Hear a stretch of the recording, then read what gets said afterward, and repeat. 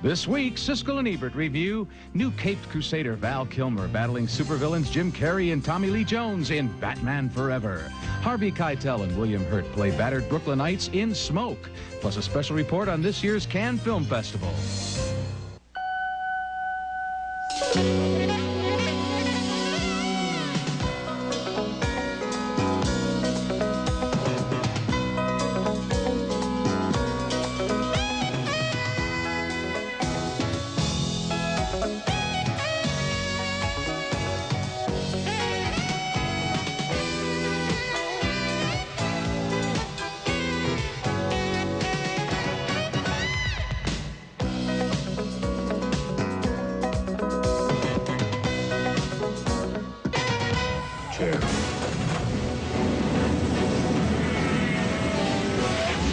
Alfred. I saw the signal, sir. I've left Wayne Enterprises en route to the Batcave. Val Kilmer replaces Michael Keaton as the Dark Knight in Batman Forever, battling Jim Carrey and Tommy Lee Jones in the third adventure in the series. And Batman Forever is one of the big summer movies we'll be reviewing this week on Siskel and Ebert, along with a report on the Cannes Film Festival and also a review of new pictures starring Harvey Keitel and William Hurt, and a drama about a woman who becomes convinced that the very air around her is poisoned with chemicals. I'm Gene Siskel of the Chicago Tribune. And I'm Roger Ebert of the Chicago Sun-Times. Our first movie is Batman Forever, the latest in the enormously successful series of films that attempt to cross a comic book superhero with the shadows and mysteries of film noir. The new Batman is Val Kilmer, who finds he's very attractive to Dr. Chase Meridian, an abnormal psychologist played by Nicole Kidman. I read your work. Insightful. Naive, but insightful. I'm flattered. Not every girl makes a superhero's night table. Meanwhile, elsewhere in Gotham City, two villains lay their plans. Two-Face, a former DA gone wrong, is played by Tommy Lee Jones. And the Riddler is Jim Carrey, looking a lot like his character in The Mask here, as he explains his plans to drain the city's collective IQ straight into his own brain. You will help me steal production capital so I can put a box on every TV in town and become Gotham's cleverest carbon-based life form. And in return, is everybody paying attention? I will help you solve the greatest riddle of all, the mother of all riddles. Who is Batman? The original comic books were about Batman and Robin, but the first two movies had no Robin. This one does, an orphaned acrobat played by Chris O'Donnell, who's taken in by a well-meaning Bruce Wayne and soon discovers that his host has a secret life as Batman.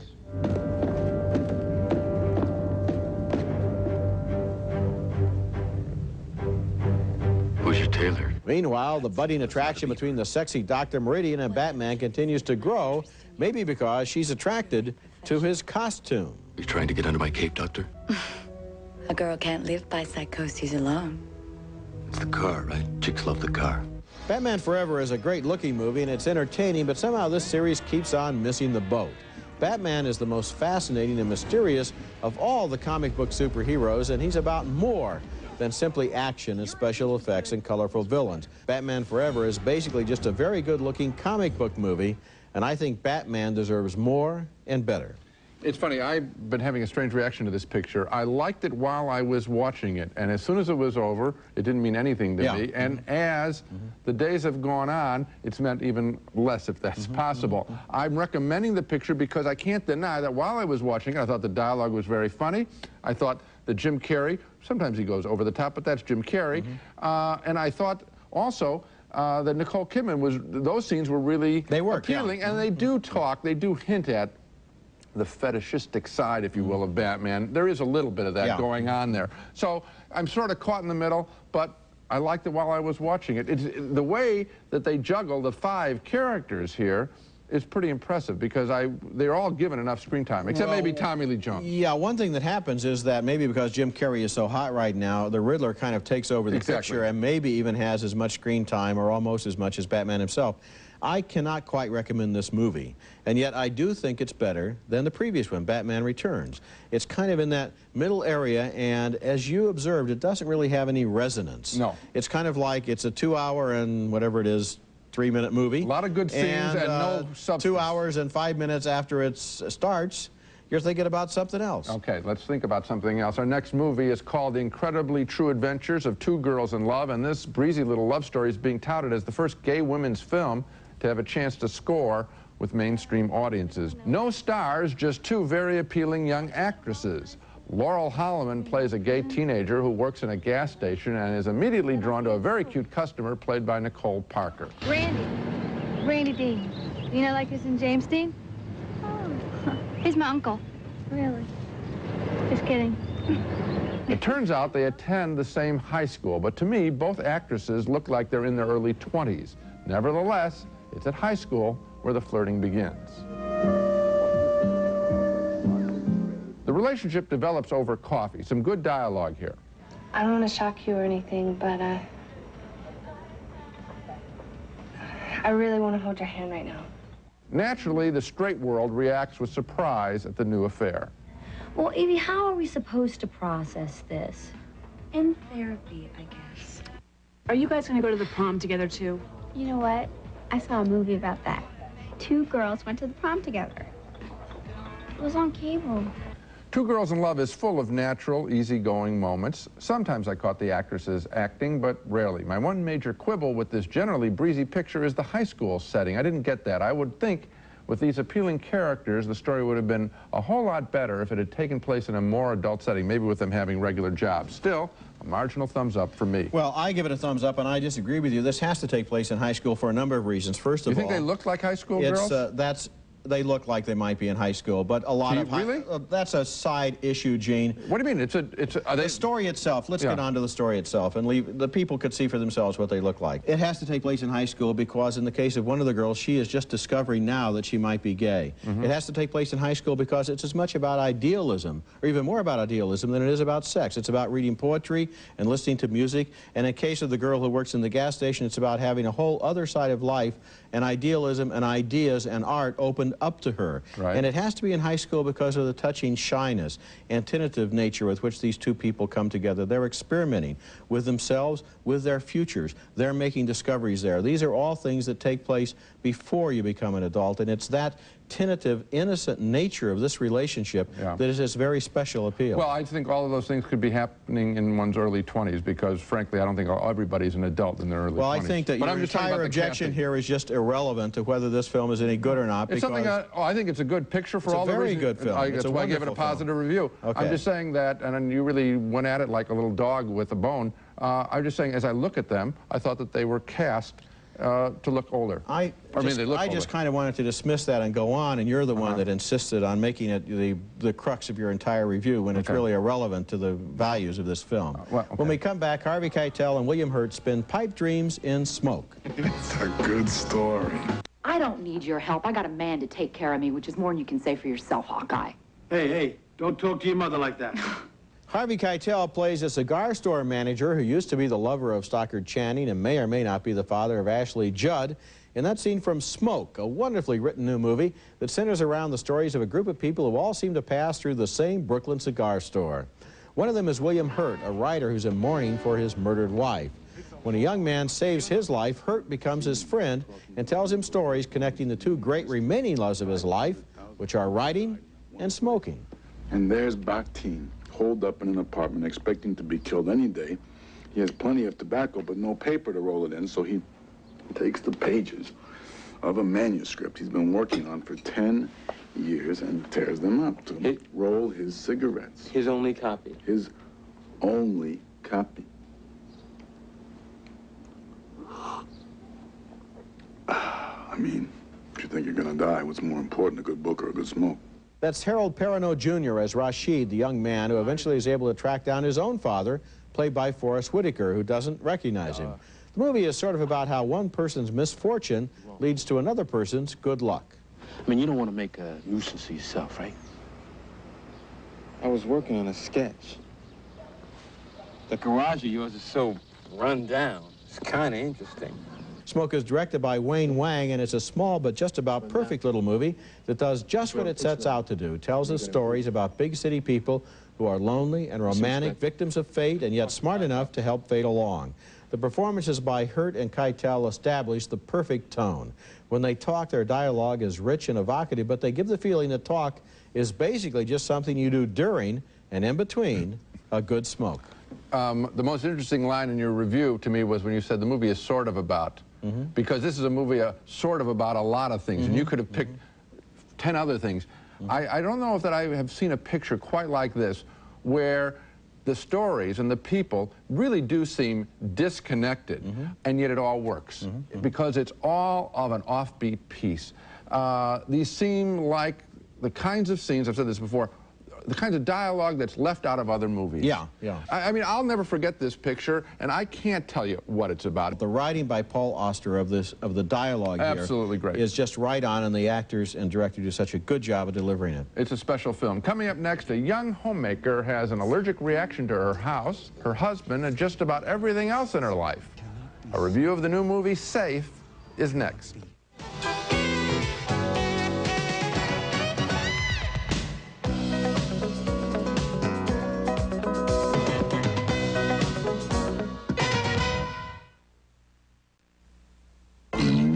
Perfectly healthy. You might want to consult someone. A psychiatrist.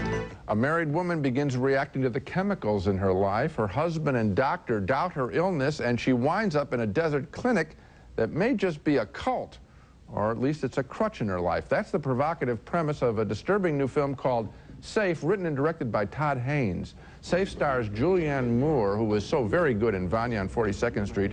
Here she's a wealthy suburban Los Angeles housewife who is increasingly getting sick, and she thinks it's all due to the chemicals in the air, including a truck's exhaust fumes. I really believe that he thinks he's doing the Lord's work. He's always been a very... Maybe he's right. Her husband, played by Xander Berkeley, is skeptical of her constantly enfeebled state, especially at their bedtime. Carol, what the hell is going on here? Nothing. Somebody has a headache every night. A week? Increasingly feeling sick, she's sent to a psychiatrist. We really need to be hearing from you. What's going on in you? Later still, she hears about a clinic in the desert that caters to people who can't handle their environment, and it's here that Safe is at its most provocative. These feelings that you're having, Carol, are extremely common, especially in relation to new environments, and especially for someone who's environmentally ill, okay? And what we're about is trying to help absorb as many of these tensions as we can, so you're free to do the kind of healing that you need to be doing. People are suffering from all kinds of fears these days, and they have real medical sources, but Safe suggests to me that chasing safety may be a trap that may lead to a falsely secure and yet thoroughly empty life. It's a truly disturbing, one-of-a-kind picture from a director, Todd Haynes, who has a distinctive visual style. I like Safe a lot. I liked it a lot, too, and I had the same conclusion that you had. The funny thing is, when you walk into the movie, and maybe even for the first hour, you think, this is like a disease of the week docudrama. You know, this is this week's disease, and at the end, she's going to get cured. And when she goes out to the place in the desert, you think, well, here she's going to find all the answers, and they'll stand in a circle, and they'll pray to Gia, the earth god, and they'll all be healthy. And then you realize, no. This is a disease that may be caused by the environment or may, in fact, be caused by herself. And just because everybody blames her for her disease doesn't mean that she might not be complicitous in some way. It's a very complicated movie, and at the end, you're left with the feeling that for this particular woman, some kind of disease was going to happen sooner or later. Well, I got it more than an hour into the picture. You get it with the initial framing by this Todd Haynes of his pictures. He's showing her in a perfect setting, a magnificent home, and yet it is deadly dull there and sick in some way. And he holds on these shots. That's what the distinctive style of this picture is. He's tipping you off right from his very first image that this is a disturbed woman and a disturbed environment, and there are problems aplenty here. And then on the soundtrack is filled wall to wall with subtle, little background noises indicating the presence of polluting.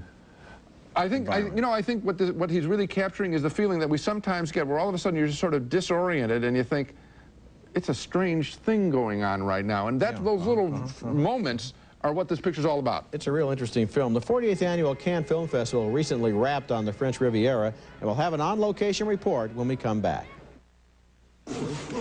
Consider credit card rebates, gasoline, airline miles, cars, Many can hold you down with restrictions or yearly limits, but not the Discover card.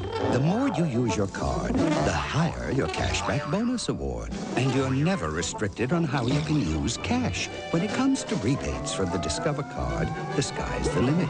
It pays to Discover, the card that pays you back, except where you see the Nova sign. An animated classic comes to life in the all-new Disney adventure, The Jungle Book on video. Own the movie you'll go ape for. The story of Mowgli, a boy raised in the jungle. Who holds the secret to a forgotten treasure. Get it! Now it's an all-out rescue with Baloo, King Louie, Bagheera, and Shere Khan in the year's best family movie. Splendid. Own Disney's classic legend, The Jungle Book on video, now on sale. When you check into your hotel at the Cannes Film Festival, you get a booklet containing thousands of names, and next to every name is one of two words, buying or selling. Cannes is a vast movie trade fair where the movie business comes to buy and sell, and in between somewhere is a film festival that honors artistry in film. This was my 21st year at Cannes, and as usual, I could have done with a little more art and a little less buying and selling. In its 48th year, the Cannes International Film Festival is the biggest and most important film event in the world. A cinema showcase in the south of France where art films rub shoulders with exploitation pictures, and some movies are evaluated by juries while others are sold by the pound. The general consensus was that this year's festival was a little disappointing. There was no sensational discovery like Pulp Fiction, Red, or Do the Right Thing. But there were good films, and of course thousands of fans lined up as always for a glimpse of the stars like Hugh Grant, Andy Garcia, Johnny Depp, and Sharon Stone, who got a kick out of being this year's reigning sex symbol. The stars traditionally walk up this red carpeted staircase at the Festival Palace, but when the palace opened 10 years ago, Catherine Deneuve found that its original staircase was so steep it was dangerous. The steps were too short, and a terrible thing happened. You know, we were stuck in the middle and people start pushing. You know, it's like when there is a fire, you know, in a cinema and people start pushing in both ways. Nobody can move, and then you become to be pressed, and then people started to fall. Even the wife of the producer fell down. She fainted. It was terrible. Why do the stars come? Because you can get more worldwide publicity for your movie at Cannes than anywhere else. I see Cannes as a coming together of the world film community. But always I'm here as a guy who's sort of talking to you, who's here to sell the picture. It's like so much, you know, attention at one point. When you open a film, or when I have opened a film in America, it's sporadic, and no one's every place at once. You know, everybody's here. It's very different. Most of the Yankee entries, movies like Jefferson in Paris, Ed Wood, and Kiss of Death, had already opened and closed in America and were shut out of the awards at Cannes. Also shut out of prizes was the festival's most controversial film, Kids, which presented one day in the lives of a group of Manhattan teenagers whose alarming behavior is likely to win the film an NC-17 rating. At Cannes, English movies play with French subtitles and French movies with English subtitles. The winner of this year's Palme d'Or was Underground, a 3-hour epic by Amir Kusturica about the rise, fall, and destruction of Yugoslavia. The special jury prize, which is a fancy name for second place, went to Ulysses' Gaze by the Greek director Theo Angelopoulos. As an indication of how seriously the prizes are taken, he wasn't at all pleased with his runner-up award and made an angry speech, then walked off stage and refused to join the group photo of the winners. How important is a major prize at Cannes? It's not my place to speak for the Americans, but I think they feel about Cannes as they do about British actors, you know. Classy, but not really box office. Of all the films I saw at Cannes this year, the two you're likely to hear the most about are Carrington and Kids. Carrington is the story of a strange romance between homosexual writer Lytton Strachey and artist Dora Carrington. It won the Best Actor prize for Jonathan Pryce and will probably easily get Oscar nominations for both Pryce and Emma Thompson. And Kids, which opens in August, tells a shocking story about teenagers in Manhattan and will probably be the year's most controversial film. In fact, they're even having a debate right now about whether Miramax will be able to release it or whether they're going to have to start another company in order to release it. Coming up, one of the best family movies I've seen in years. It's just being released this week on home video. Our video pick of the week is next. Next, Now, why should we let you in? Well, I spent my life avoiding sin. Including gluttony? Roll the film, Gabe. Here you are, consuming an entire bag of movie theater buttered popcorn. No, wait. That's light popcorn. New movie theater butter light from Orville Redenbacher. A big buttery taste. And it has no more fat than other lights. Our mistake. Proceed. New Red and Butter's light. It only tastes sinful. Nobody's perfect. Wrong answer. As anyone who has ever owned one of our pickups can tell you, Nissan builds one very tough truck. Now, J.D. Power and Associates has ranked Nissan as the best overall truck line and vehicle dependability at 5 years of ownership in a tie with Toyota. Fortunately, at Nissan, we've developed a tiebreaker.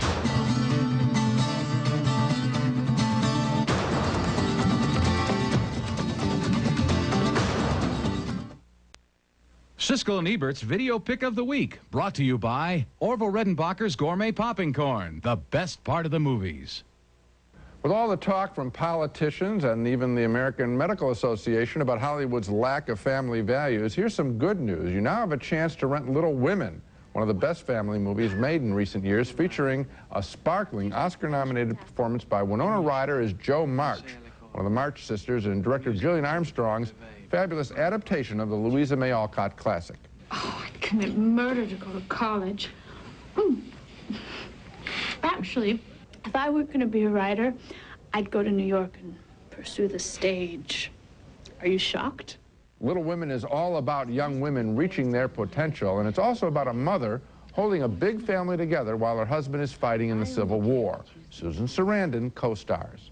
If you feel your value lies in being merely decorative, I fear that someday you might find yourself believing that's all that you really are. Timey roads, all such beauty. But what it could not diminish is the wonderful workings of your mind. If you're serious about wanting Hollywood to make family movies, then you've got to support Little Women. It's our video pick of the week. Now let's recap the movies we reviewed on this show. A split vote on Batman Forever. I liked it more than Roger. Good characters, I think, in a forgettable story. 2 thumbs up for the incredibly true adventure of Two Girls in Love, a sweet lesbian love story with winning performances by Laurel Holloman and Nicole Parker. 2 thumbs up for Smoke, a truly offbeat series of urban short stories from director Wayne Wang and novelist Paul Auster. And 2 thumbs up for Safe, from director Todd Haynes, a powerful drama about fear and the environment and people running from contact with one another. That's it for this week. Next week we'll be back with a special show called Siskel and Ebert Family Values. In the aftermath of recent attacks on violence in Hollywood films, we'll recommend 10 good recent films families can see together, including adults who can enjoy them too. That's next week, and until then, the balcony is closed.